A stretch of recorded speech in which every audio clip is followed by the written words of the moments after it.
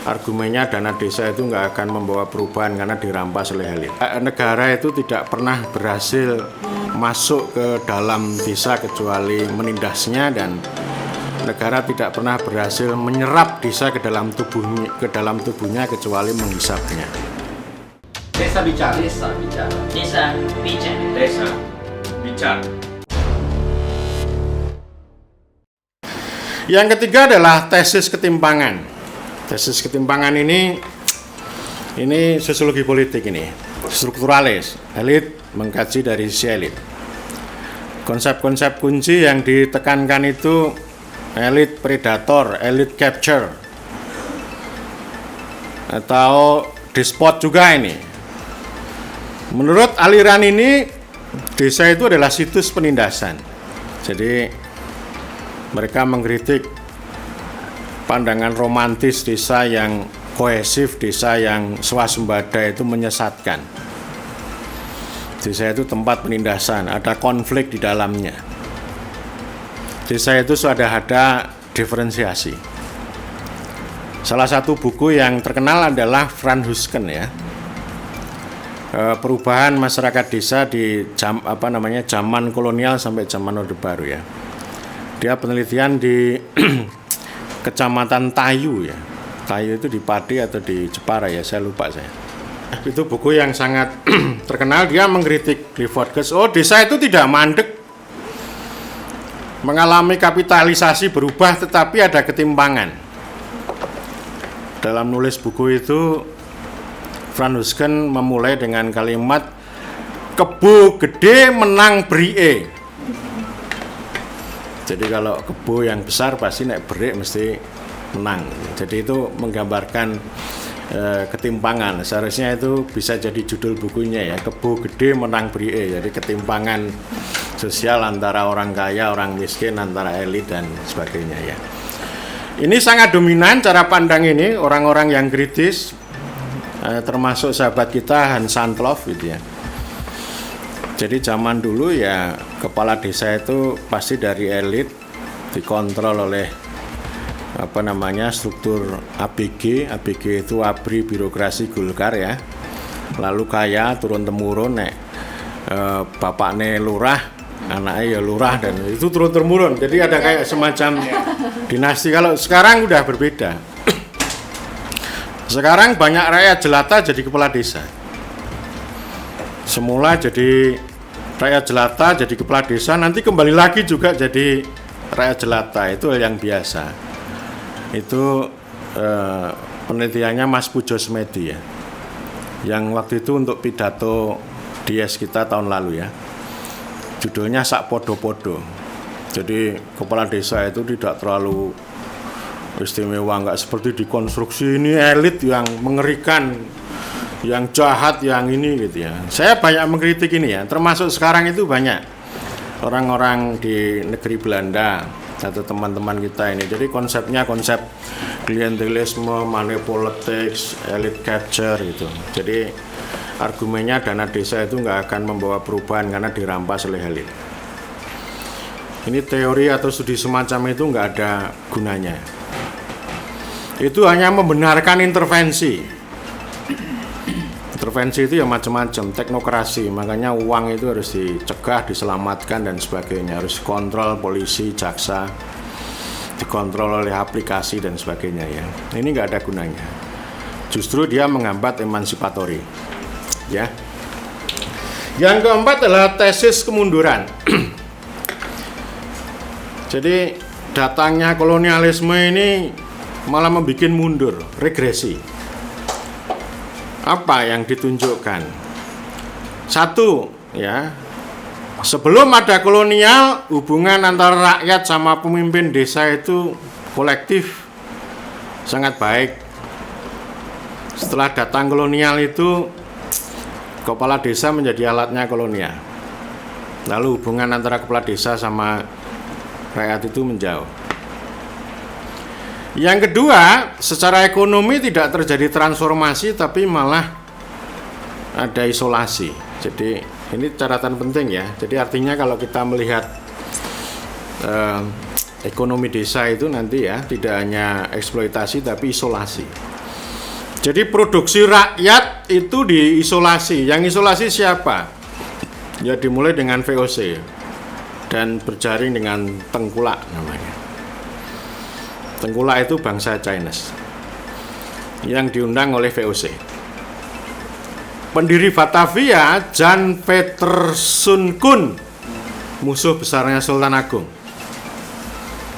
Dia bilang bahwa tidak ada bangsa yang loyal pada kita di dunia ini kecuali bangsa Cina. Ya, jadi itu tragedi yang luar biasa bagaimana ekonomi rakyat di desa-desa pedalaman di Jawa itu diisolasi oleh Tengkulak itu. Sudahlah, kau nggak usah jualan ke Laut Jawa, biar saya beli. Tentu dengan harga yang sangat murah. Dari Tengkulak itu nanti larinya ke VOC, ke Semenanjung Malaya, keluar dan sebagainya. Dan kemudian ini ada konflik politik, lalu di desa-desa di bagian utara itu banyak yang disewakan. Ya, ini pengalaman ini dan itu bisa kita baca pada buku yang sangat legendaris meskipun itu bias Amerika ya. Bukunya ditulis oleh Josh McTruman Cahen ya, itu dia yang membawa Bapak Sosiologi Indonesia namanya Selo Sumarjan untuk menjadi doktor di Cornell. Waktu itu menjadi asisten pribadinya Ngarso Dalem HP9 ya. Ya, itu yang kemudian mendirikan Cornell Modern Indonesia Project, itu namanya Josh Cahen. Judul bukunya Nasionalisme dan Revolusi Indonesia. Kita bisa baca, itu saya kira buku yang itu ya orientalisme model Amerika lah. Dia mengkritik tentang kolonial Eropa supaya menarik simpati orang Indonesia itu terhadap Amerika. Jadi sama ini sebenarnya, cuma setelah kolonialisme kan ganti modernisasi. Kolonialisme Belanda, modernisasi Amerika. Ini kan keluar dari mulut singa ke mulut buaya. Sama aja gitu ya. Dia. Nah, itu mundur ya. Tapi saya kira poin ini penting, itu cerita tentang mengapa ekonomi desa itu begitu ya. Ini contoh tentang ini ya. Contoh tentang isolasi ini. Dan isolasi ini harus dibongkar. Yang kelima adalah kesemuan. Palsu. Hanya kulitnya, isinya enggak. Ada sejarawan perempuan namanya Heather Sutherland. Sejarawan yang disertasinya Yale University, muridnya Hari Yulian Benda, sama dengan Profesor Sartono Kartotirjo. Jadi dia membahas tentang itu ya. Jadi dia mengkritik grafik yang disampaikan, grafik kemajuan yang disampaikan oleh pemerintah kolonial itu semua itu cuma angka grafik aja. Realitas di lapangan tidak begitu gitu. Ini banyak contoh ya. Jadi ini, dan termasuk saya kira tesis kesemuan itu disampaikan oleh buku yang saya apresiasi, ditulis oleh Tania Muraeli ya, The Will to Improve, yang itu buku wajib yang harus dibaca oleh mahasiswa PMD. Jadi semu kehendak, The Will to Improve, kehendak baik untuk memperbaiki itu selalu ada kesenjangan ya antara apa yang direncanakan, yang diniat baikkan dengan kenyataan di lapangan. Itu namanya, dan akhirnya saya mengatakan, oh ini namanya kontradiksi. Kenapa begitu ya? Karena persoalan-persoalan ekonomi diproblematisasi istilah dia dan diteknikalisasi. Masalahnya ekonomi politik, tapi solusinya teknis. Ya, itu akhirnya kontradiksi, nggak akan membawa perubahan ya. Ini kontradiksi ya, karena itu ini kan desa itu di seberang jalan, crossroad atau carrefour bahasa Perancisnya. Di persimpangan jalan ini ada dalam buku orang Jepang ya, yang menekuni studi ekonomi desa, Yujiro Hayame, di persimpangan jalan. Dan karena itu dia ya ini harus pendekatannya harus memadukan antara modernisasi dengan institusi tradisional di tingkat lokal. AK3 pernah melakukan penelitian itu juga pada tahun-tahun sebelum tahun 2010 ya. Judul bukunya saya lupa ya, tapi kapitalisasi atau apa saya lupa ya. Tapi mereka mengatakan begini ya, menganggap desa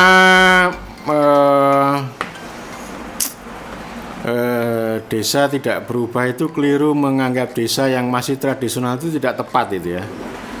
Jadi itu in between gitu ya. Jadi artinya ya itulah yang saya sebut dengan kontradiksi. Jadi kontradiksi itu apa?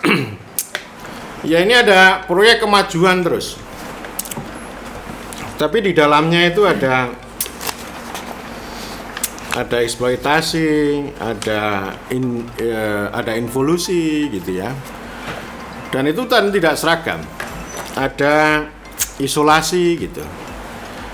Kontradiksi ini saya kira penting, dan mengapa terjadi kontradiksi gitu ya. Itu tadi salah satu jawaban yang harus kita lakukan. Kita harus melihat secara politik. Kalau kita memandang desa hanya dari sisi administrasi, hukum administrasi tidak akan ketemu. Harus dengan politik pengetahuan, politik ekonomi, politik pemerintahan. Sehingga ini kita harus memperoleh cara pandang yang utuh, dan itu kita bisa membuka tigaisme yang tadi saya sebut sebagai kabut tebal kedaulatan. Jadi kabut tebal itu harus dibuka supaya kita itu bisa melihat secara terang, secara jelas, secara jernih gitu ya. Dan ini memang kontradiksi ini saya mau mengatakan ini ya. Jadi ada hubungan kontradiksi dan ironis antara desa, negara, dan kota. Dari buku Clifford Geertz kita bisa memperoleh pengetahuan bahwa desa itu menciptakan negara. Kita juga bisa baca banyak literatur itu dari arkeolog yang namanya Jan Christie ya. Desa itu menciptakan negara. Di zaman kolonial, di zaman prakolonial itu yang namanya kerajaan-kerajaan yang di kota itu karena dibentuk, disokong oleh desa. Yang kedua, negara menciptakan kota dan modal dengan cara merampas hasil bumi dan tenaga kerja dari desa. Dan saya sering mengatakan negara itu tidak pernah berhasil masuk ke dalam desa kecuali menindasnya, dan negara tidak pernah berhasil menyerap desa ke dalam tubuhnya kecuali menghisapnya. Ya, jadi negara itu membentuk modal, membentuk kota dengan cara perang.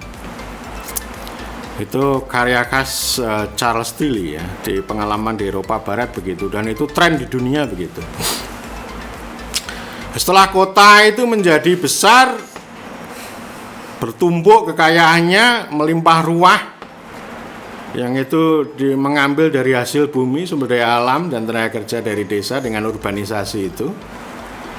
Lalu kota itu menjadi kuat, dan kota itu mengatur negara.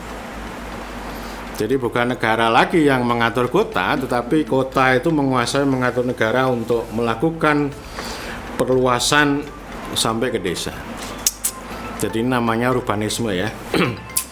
Ada buku yang menarik yang bisa kita baca. Yang pertama Seeing Like a City, ditulis oleh As Amin, dan yang kedua adalah Warren Magnuson. Dia mengkritik ya, melihat politik hanya jangan negara dong. Model Michel Foucault ya, kekuasaan itu menyebar ini di kota ini gitu ya. Dia menulis buku The Politics of Urbanism, Seeing Like a City. Jadi melihat negara, melihat apapun, melihat desa itu dari cara pandang kota. Yang ini nanti nggak akan ketemu, ya. Dan itu yang cara pandang dominan, cara pandang orientalis. Ya, ini saya kira masa lalu jadi catatan kritis bahwa ada kontradiksi ya. Jadi yang disebut dengan proyek itu sama dengan seeing village like a city. Melihat, jadi melihat desa, bukan kalau kita posisinya kan representing. menghadirkan desa, bukan melihat desa, tapi menghadirkan desa. Dengan apa? Dengan representasi, dengan emansipasi, dengan konsolidasi. Jadi kekuatan desa ini harus dihadirkan. Itu yang utama. Jadi saya agak panjang, mohon maaf Pak, sekalian aja. Kemudian ini sekian panjang lamanya, lalu tiba-tiba ada pandemi COVID ya. Jadi ini saya mengatakan ini village matter ini. Desa itu penting. Pentingnya di mana? Yang pertama bahwa COVID ini adalah pandemi global yang itu kota. Ini produk dari neoliberal. Baru kemudian mengalami perluasan di desa. Semakin ke kota, semakin terpapar dan semakin terdampak. Semakin ke desa, paparan dan dampaknya itu semakin minim. Dan tadi saya katakan banyak kepala desa, alhamdulillah kami aman dari pandemi. Kita ikut gembira juga. Itu satu ya. Kemudian yang kedua, pemerintah memobilisasi desa untuk menjalankan fungsi protecting dan distributing kepada warga yang terpapar dan terdampak. Sementara birokrasi negara yang begitu besar ini sedang WFH. Ya. Itu satu poin, itu penting saya kira. Baik dengan cara negara maupun dengan cara desa. Cara desa itu ya resiprositas sosial. Ya mana-mana aja lah. Jadi orang itu nggak kesulitan banget. Yang ketiga ada gejala mudik dini. Biasanya mudik itu pas puasa. Ini sebelum puasa udah mudik kemarin ya. Takut nggak bisa mudik soalnya. Iya, karena juga nggak ada ketidakpastian ya. Jadi istilahnya ada peneliti dari LIPI, saya namanya lupa, itu gambling with the state. Berjudi dengan negara dalam situasi tidak pasti itu. Nunggu BLT kok lama banget, sementara pekerjaan informalnya sudah mandek kan. Lalu pulang. Orang Ngawi naik bus, turunnya di jalan tol, bukan di ini kan. Turun itu tinggal jalan, oh berarti bisa ini kan gitu. Ya, dan pada waktu itu saya sudah tulis di halaman Facebook saya tentang ini ya, tentang judulnya ngeyel itu ya. Siapa sih yang ngeyel ya? Oleh karena itu ini kan konsep ngeyel ini ya, desa itu kan hadir.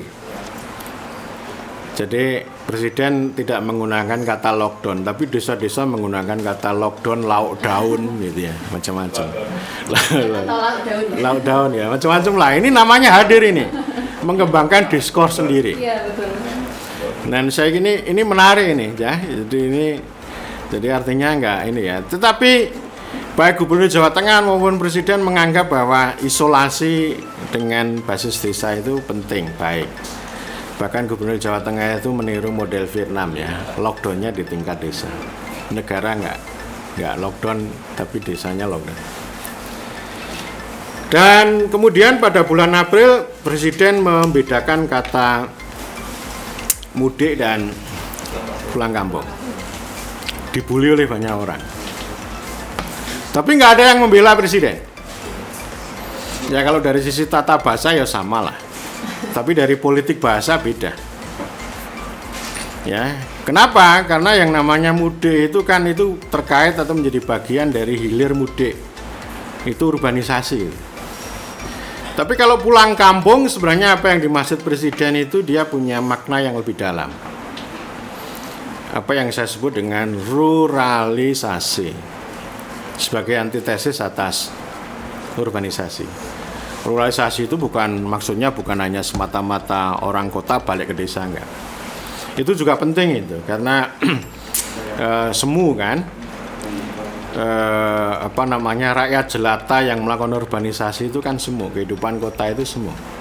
Kalau di India itu oleh intelektual di sana namanya Asis Nandi itu ini The Ambitious Journey, perjalanan yang ambisius orang desa ke kota itu. Dan itu sekarang terpukul betul dengan lockdown di India. Bagaimana orang-orang desa itu pulang kampung Jalan tanpa makan, tanpa jalan kaki. kaki. Jalan kaki lagi. Tragis, tragedi kemanusiaan. Tapi begitu kita yang bisa pulang, meskipun dengan cara yang ngeyel, ya hidup di desa ala kadarnya, tenang. Ternyata dapat ini juga ya dapat BLT lah gitu. Jadi ini Village Matter ini saya kira penting untuk kita diskusikan, dan karena itu yang ke depan satu poin yang mau saya katakan dari sisi desa namanya emansipasi. Yang kedua ruralisasi. Yang ini saya sudah pernah diskusi dengan teman-teman di Lembaga Strategi Nasional ya. Ruralisasi itu udah panjang lebar dan saya tidak panjang lebar lagi, tapi dua poin itu penting. Bahwa pertanian, kedaulatan itu menjadi penting. Ekonomi lokal menjadi penting. Jadi kita mengalami kemajuan tapi juga rentan. Yang bisa mengamankan kerentanan itu adalah kedaulatan. Kalau kita tidak berdaulat, ya pasti rentan. Singapura bisa kita lihat, ya. Singapura bisa kita lihat. Ya, ekonomi kita harus basisnya produksi, dan produksi itu harus emansipasi oleh desa. Saya kira demikian para sahabat yang bisa saya sampaikan, mudah-mudahan ini bisa jadi bahan diskusi untuk kita. Demikian, matur nuwun. Assalamualaikum warahmatullahi wabarakatuh. Waalaikumsalam warahmatullahi wabarakatuh.